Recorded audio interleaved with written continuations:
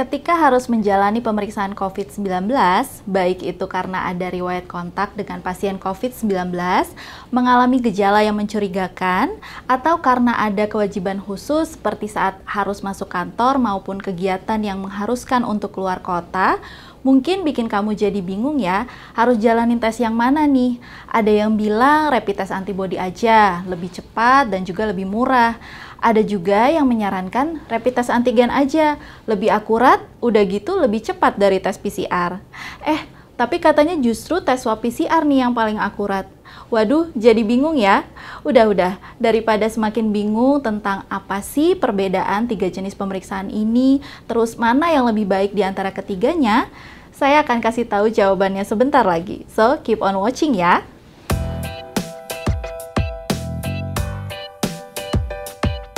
Halo, saya Dr. Rara dari Halo Dokter.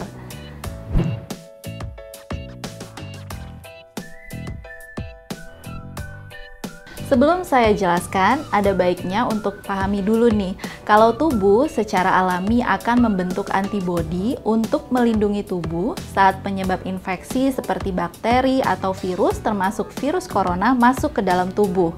Nah, rapid test antibody ini bermanfaat untuk memeriksa apakah tubuh membuat antibodi untuk melawan suatu penyebab infeksi. Dalam hal ini, alat yang digunakan adalah yang dibuat khusus untuk mendeteksi antibodi terhadap virus corona.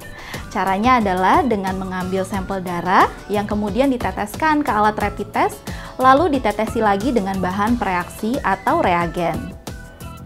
Hasilnya relatif cukup cepat, paling cepat bisa keluar dalam waktu 30-60 menit. Biayanya juga cenderung lebih terjangkau. Pemerintah telah menetapkan batas tarif rapid test antibody di angka Rp150.000. Tapi hal ini juga tergantung dengan kebijakan masing-masing laboratorium ya. Kalau hasilnya reaktif, itu artinya orang yang diperiksa kemungkinan pernah atau sedang terinfeksi virus corona. Tapi kalau hasilnya non-reaktif, artinya kemungkinan saat ini orang tersebut tidak atau belum memiliki antibodi terhadap virus corona, atau bisa saja orang tersebut sudah terinfeksi virus corona, tapi pada saat dilakukan tes, kondisinya masih dalam masa inkubasi, sehingga tubuhnya belum membentuk antibodi spesifik untuk melawan virus corona. Jadi, kalaupun hasilnya non-reaktif, pemeriksaan rapid test ini perlu diulang sekali lagi 7-10 hari setelahnya. Selama menunggu pun, kamu tetap dianjurkan untuk melakukan isolasi mandiri selama 14 hari meski nggak merasakan gejala apapun dan merasa sehat. Tapi kalau hasilnya reaktif, nggak perlu langsung panik juga ya. Soalnya saat ini kebanyakan alat rapid test antibody yang ada memang belum memiliki spesifisitas yang tinggi. Maka bisa saja antibody yang terdeteksi merupakan antibody untuk melawan virus corona jenis lain yang sudah lebih dulu ada dan bukan penyebab COVID-19. Nah, biasanya untuk memastikan kembali hasil reaktif dari rapid test antibody akan dianjurkan untuk tes lagi nih lewat tes PCR yang nanti akan saya jelaskan lebih lanjut.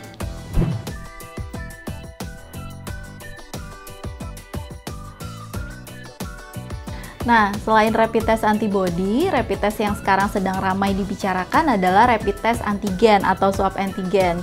Waduh, apalagi nih, tadi antibody, sekarang antigen. Oke, kalau tadi antibodi adalah zat dalam sistem imunitas tubuh yang berfungsi untuk melawan penyebab penyakit tertentu.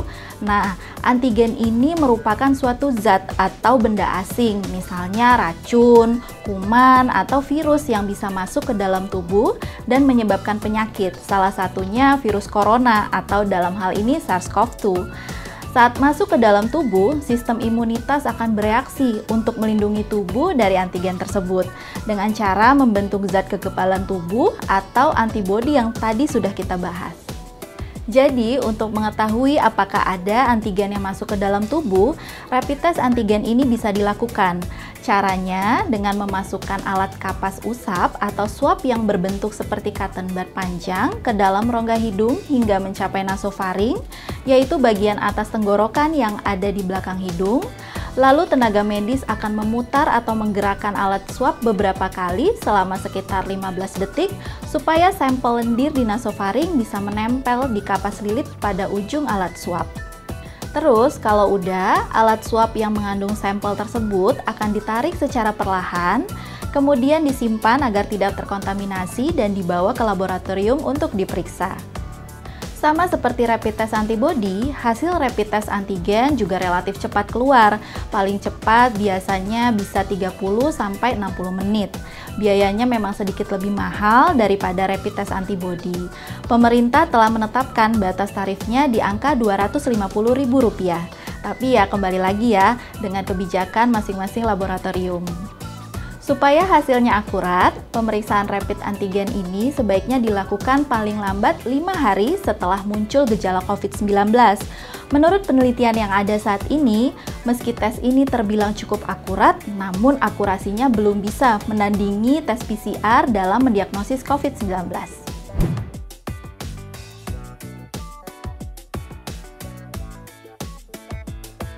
PCR atau Polymerase Chain Reaction adalah jenis pemeriksaan untuk mendeteksi ada atau tidaknya materi genetik dari sel, bakteri, atau virus.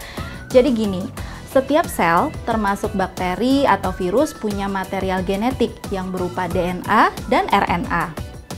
DNA dan RNA ini akan dideteksi oleh PCR melalui teknik amplifikasi atau perbanyakan untuk membantu mendiagnosis penyakit yang disebabkan oleh virus atau bakteri tersebut, termasuk virus SARS-CoV-2 penyebab COVID-19. Cara pemeriksaannya mirip dengan rapid test antigen tadi, yakni dengan mengambil sampel lendir dari hidung atau tenggorokan melalui proses swab. Tingkat akurasi tes PCR ini umumnya cukup tinggi, tapi untuk mendapatkan hasilnya memang perlu waktu yang cukup lama, yaitu sekitar 1-7 hari.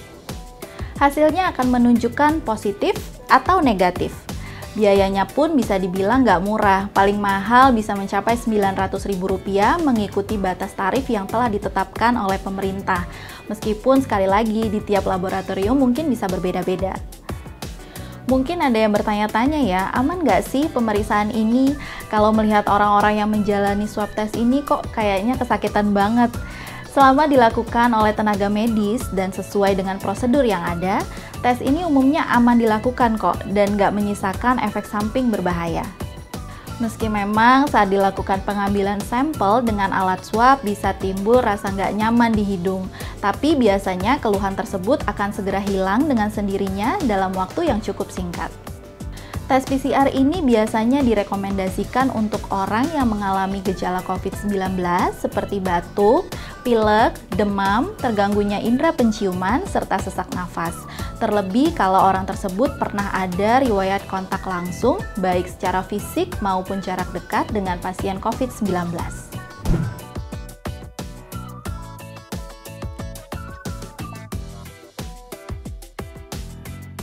Sejauh ini, sampai jangka waktu video ini ditayangkan, di antara 3 jenis pemeriksaan penunjang untuk mendeteksi COVID-19, tes yang dianggap paling akurat adalah tes PCR dengan nilai akurasi mencapai 80-90%.